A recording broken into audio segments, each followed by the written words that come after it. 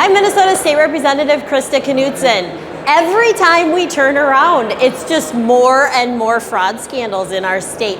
Today, in the fraud committee, the Department of Human Services testified that they haven't been tracking the IP addresses of money that's being literally flown out of our state and where it's going. They did turn on that reporting for 2 weeks, and they found that yes, a lot of those IP addresses were tied to overseas computers. And then they quickly shut it off after just 2 weeks of seeing where this money is actually going. It's crazy, but listen for yourself. DHS billed or paid these daycares through, I believe it was the MEC squared billing system. And we discovered when we wanted to find out who was billing and where they were billing from, that the MEC squared system was not designed to include IP numbers. It's a major oversight. It'd be like buying a brand new car that didn't have brakes. It's a basic in computer systems. You ask any computer person out there, your home router has IP address tracking on it. This system did not. So that told us we weren't able to tell who was billing, when they were billing, or where they were billing from.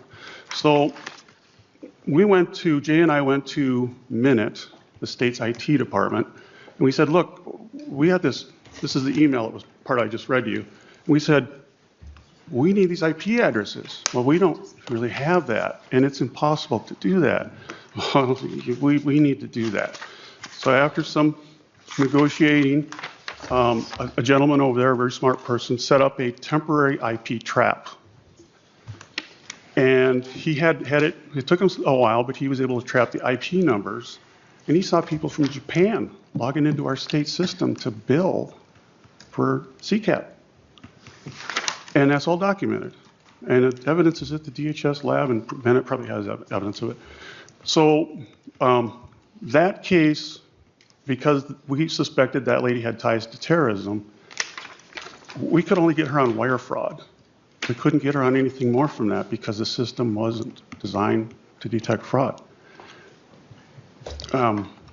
Thank you. So do you know if the DHS system, that temporary trap was only, I think, up from my reading a couple weeks? 2 weeks. 2 weeks. Yes. So does DHS now have the capability to track IP addresses?